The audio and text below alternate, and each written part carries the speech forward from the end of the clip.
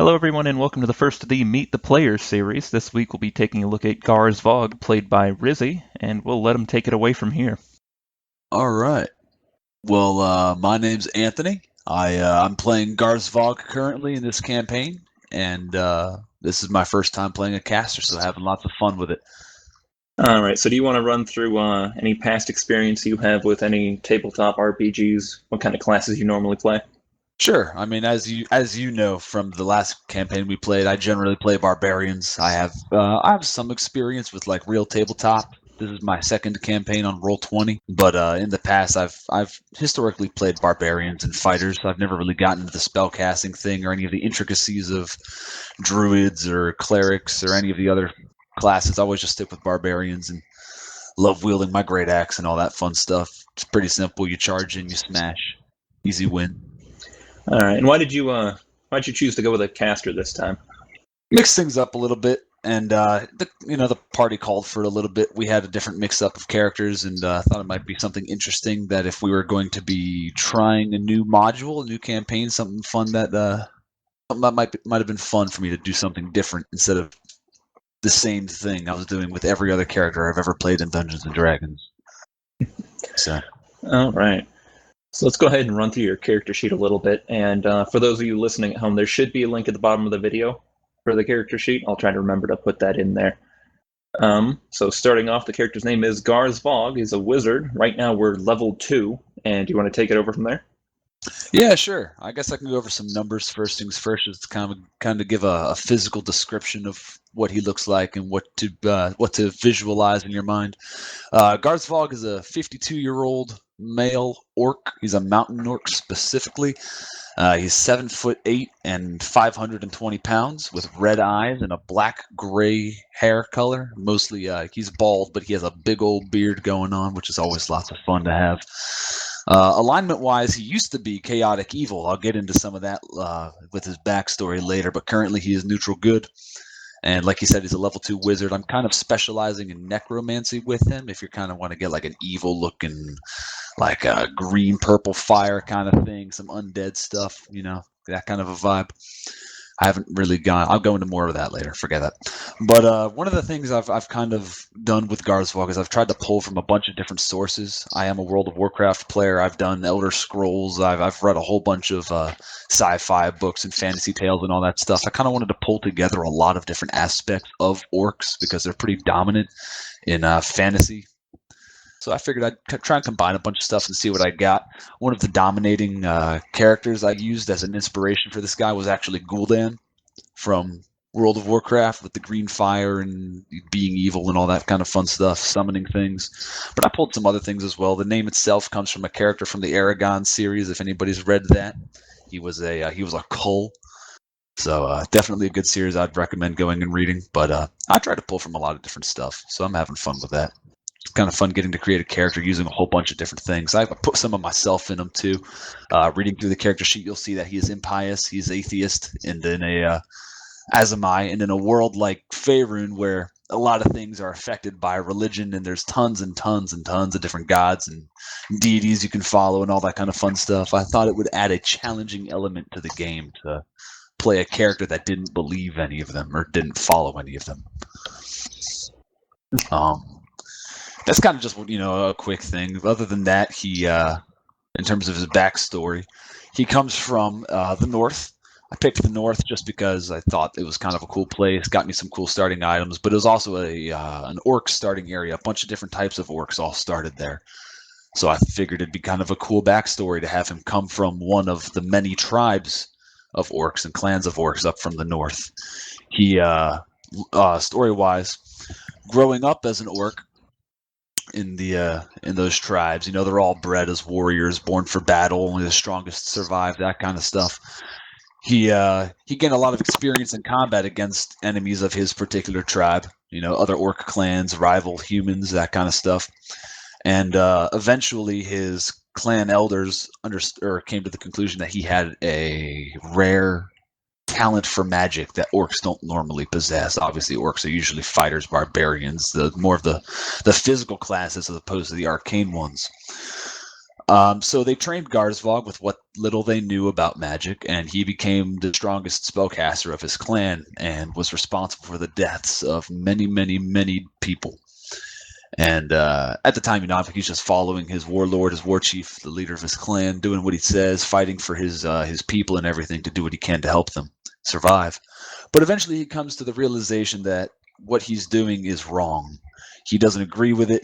He doesn't believe with the might is right way, and he basically leaves the clan, and it's kind of bloody. He ends up leaving in a big fight. He gets attacked. He has to fight his way out, and one of his friends dies in the process. He has to raise him as an undead corpse to help protect himself, and he kills a lot of people. So actually a trait I've added to my character is that he's hunted currently. It may be something that comes up in this module or future modules. It may never happen, but orcs from his clan in the north are currently hunting him down for deserting them, as per his war chief. So that might be a little interesting, something that could come up. Currently, he, having recognized the problems he's caused and the damage he's done to innocent people, he seeks to kind of atone to himself for what he's done. And the best way he can think of to do that is now he is a neutral good as opposed to a chaotic evil character. And he does what he can to just help people however he sees fit. And that's how he finds himself in Kalasham. Just in the port city, trying to figure out what he can do to help all these people. And if you're listening to the rest of the podcast and following along with our campaign so far, I think you've noticed he kind of doesn't agree with a lot of the things the rest of his party does, like stealing and all that fun stuff. But he understands he also has to do what he's got to do in order to benefit everybody in the big scheme of things. All right, so that's sounding really good. Let's run through some of the numbers for the character. So, all right. Especially considering that you're playing a wizard of all things, and orc doesn't seem to jive very well with that kind of idea, though it does make for some interesting role-playing aspects. But for those of you at home, he's running with a wizard with a strength of 14, a dex of 14, a con of 14, an intelligence of 15, wisdom of 7, and then a great charisma of a whopping 6. I have a history of great charisma scores on my characters. Yes. Mm-hmm. But yeah, well, it's I wasn't looking to really optimize a character the way I have in past games. I just wanted to have fun with it. I love orcs. I've always loved orcs. I figured, let's do an orc. Fuck it. Let's have some fun with it. And I went an orc, and the numbers I got just I figured, I might as well play to my strength. I'm getting a +4 bonus to my strength, so no matter what I put that at, it's going to be a decent value. Dex always helps with armor. As a wizard, obviously, that's a very weak part of you, is you don't really have anything to protect yourself, so a couple dex points are always nice. Constitution for some health. I always like to be a little healthy. Obviously, as a wizard, that's not usually the case with your D4s and everything, but the extra 2 points per level are pretty handy.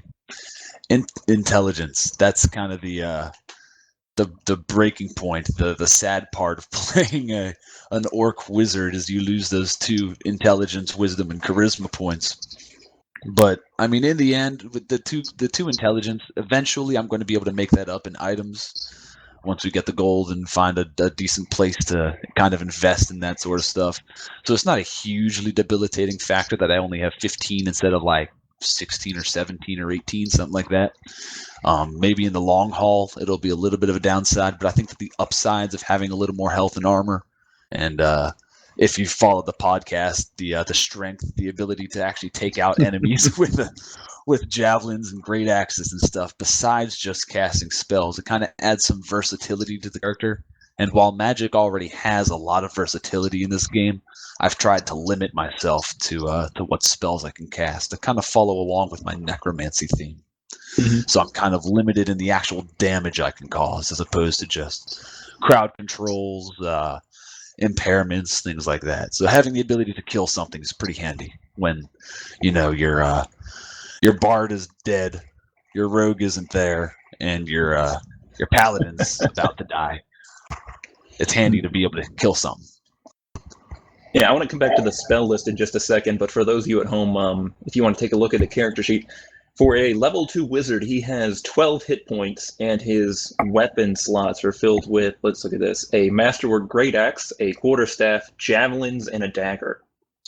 So he's quite well equipped for what normally wouldn't be much of a class in terms of melee combat. If we can, I want to move on down to your spell list and take a look at what kind of spells you're focusing on. So you did say necromancy. However, we've talked outside of the podcast, and you're not focusing on specifically just necromancy in general or the summoning aspect of it. You're looking more for a debuff wizard. You want to talk about that a little bit? Well, I figured we have a paladin as kind of our frontliner. You know, we have a rogue who's going to do a lot of damage, especially if we can get some sneak attacks in and stuff like that. And the bard is pretty versatile in what she can do. But if there's something I learned from the last game is being the barbarian who was hitting for 150 damage on certain hits and stuff like that. I was only ever to make those kinds of hits when the rest of my team were doing things to impair the enemy, essentially. So, you know, flanking bonuses, setting me up for charges, reducing armor, things like that. Those were the times when I really got damage output. So I figured if I'm going to be playing a wizard, I may as well try and fill that role of being a crowd control master and doing as much as I can to impair the opponents so that my team can do what they have to do as best as they can. Mm-hmm. Plus, it's kind of fun to be able to make enemies run in fear across the world and you know, stuff like that. It's kind of funny. All right, and a couple other things here. Let's take a look at your skill list. So I'm looking through, and you have a lot of the basic kind of wizarding skills focused on like concentration, knowledge, arcana. Interestingly enough, if anyone's checking the character sheet, you have knowledge and religion, and you've kind of put quite a few points in that, even though you do say that your character's an atheist. Do you want to explain why he's so knowledgeable about the religions he doesn't believe in? Well, I mean, I tried to add, obviously I have a limited amount of points to put in just because that's one of the downsides of the low intelligence score. But I thought that obviously arcane or arcana knowledge is an important one as a wizard. But I figured being in Faerun, even if I don't believe or follow any deities in Faerun, it's important to understand what they are and why people believe them. Mm-hmm. So, and I kind of apply, again, I tried to kind of put a little bit of myself into this character as well. That's kind of how I feel in my life, is I do a lot of research on religions, and I like to kind of know what I'm talking about when it comes to those sorts of things. Okay. So I figured, one, it'll help. I'm already kind of an inconvenience to my team by being a formerly chaotic, evil necromancer orc who's not religious and is actually an atheist. But to mess up my team's ability to progress throughout the modules. So, another thing for the game that hasn't quite shown up because of, I don't know if we had a chance to bring it up or if you don't have any real intention of wanting to bring it up. The familiar for your character is a little bit special. You want to tell the people about it? Sure. I will be bringing it into the game. It's just a matter of when. I'm still working on figuring out how to work with that, and actually the summoning undead stuff. I want to make sure I understand it perfectly before I try and whip it out in combat or anything. But I actually have an undead raven as my familiar, as opposed to the usual selections, and that was something we had talked about previously. I was really looking to, when I was first creating this character, I really wanted to get into the summoning thing, and I thought, what would be a cooler thing than being able to walk around a town and really give off my evil presence by like having a skeleton following me around as my familiar, or like a zombie or something like that. And we figured that was probably a little too strong, a little too breaking the rules in terms of what we were able to do. So we settled on just having a regular raven, but putting it in that kind of subclass of undead, giving it that label. So hopefully when I actually am able to whip that baby out and have a little fun with the familiar, I'll have some interesting stuff I can do with that normally you wouldn't see with familiars. Like I'll be able to, for example, heal him with negative energy spells I could normally use to, impair people or kill people. I could heal my undead familiar because he's undead. It's negative energy, heals instead of damages. A bunch of crazy stuff like that. We'll see how it goes, but it'll be interesting. All right, and since you have a rather strong base for this character building on, do you have any intentions of taking in a certain kind of route later on in the game if we go on to the higher levels, like level 15 and up? I haven't really thought of anything past like 6, 7, 8, just because I have never, again, this is my first spellcaster, I haven't gotten into those kinds of spells that are available to me at that point. But I feel like I'd kind of want to stick with the same thing of the picking up the occasional good damage spell. Like I've got Kelgor's Firebolt. Later on, I'll be picking up a couple other decent damage spells, but I really want to stick with the summoning as one of my main damage things when I need to do damage, and then sticking with the majority of my spells being CC, Cause, Fear, Rave, Enfeeblement. I've got a whole list of them, but I don't have them written down on this sheet at the moment just because I'm obviously not high enough level. All right.